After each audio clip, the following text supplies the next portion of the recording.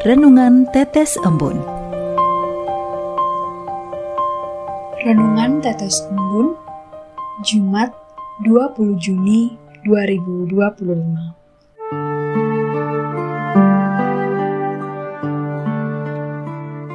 Harta di surga.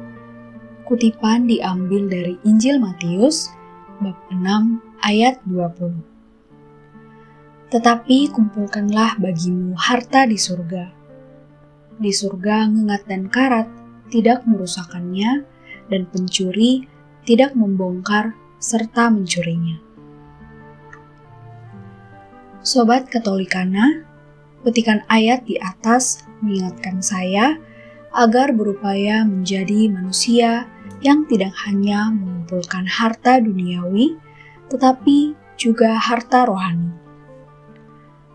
Dalam artian, harta itu siogianya lebih mengarahkan kehendak saya untuk lebih dekat kepada Tuhan dan juga membangun relasi kepada semua ciptaannya secara harmonis.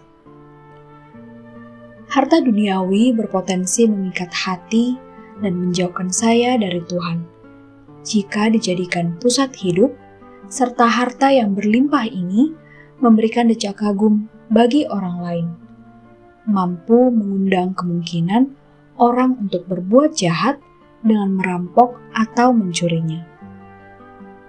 Ciri harta duniawi antara lain fana atau bersifat sementara, sehingga Tuhan mengatakan, ngengat dan karat merusakkannya.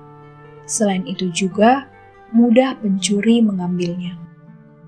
Memang saya akan begitu menyayangi harta yang saat ini saya telah berusaha peroleh bertahun-tahun dengan segala upaya, baik dari segi materi, tenaga, waktu, bahkan harga diri. Tuhan menjadikan saya teman seperjalanan dalam hidup ini yang menuntun saya agar di mana harta saya berada, pandai-pandailah saya memberi posisi hati saya berada. Sedang harta di surga memberikan pemahaman pada kehidupan spiritual sebagai harta yang tak dapat rusak, tidak ada pengganggu seperti ngengat atau karat, aman terhadap ancaman pencuri, bersifat kekal, yakni tidak musnah. Harta surgawi yang perlu saya maknai adalah berwujud melakukan perbuatan baik, rajin berdoa, dan tentunya selalu mendengar sabda Tuhan agar kita senantiasa hidup dalam sabdanya yang merupakan prinsip-prinsip kebenaran Allah. Membahas harta rohani di atas, saya teringat akan kisah seorang bapak yang baik hati. Walaupun dia hidup tidak terlalu berkecukupan, dia selalu memberikan makan siang seorang pengemis tua di setiap hari Minggu, hingga yang ditolong sampai pada saat meninggal dunia. Saat ditanya seseorang yang datang kepadanya, menanyakan mengapa ia memberi makan kepada pengemis itu, ia memberikan ucapan yang tulus. Aku tidak dapat memberinya uang karena keterbatasanku. Sebagai gantinya, aku memberinya makan, dan itu semua aku lakukan.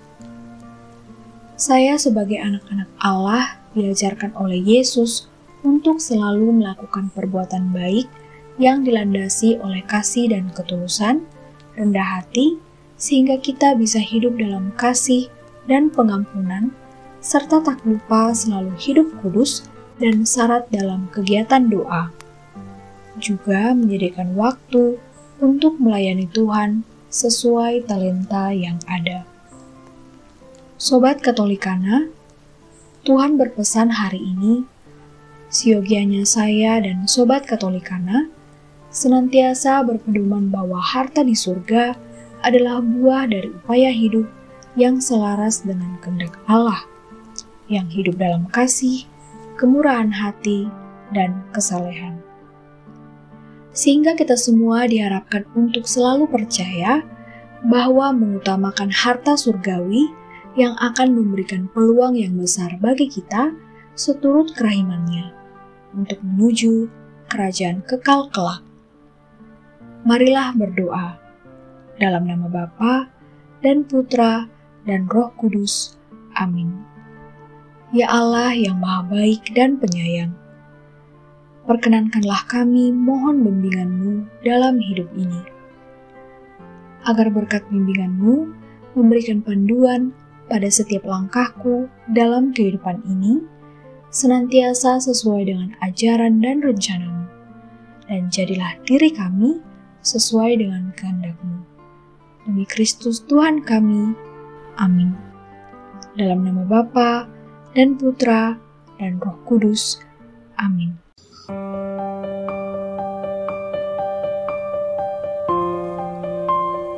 Demikian Anda telah mendengarkan Tetes Embun yang dipersembahkan oleh Radio Katolikana. Renungan Tetes Embun bisa Anda simak di Radio Katolikana, media sosial Radio Katolikana, dan YouTube Katolikana. Terima kasih dan sampai jumpa.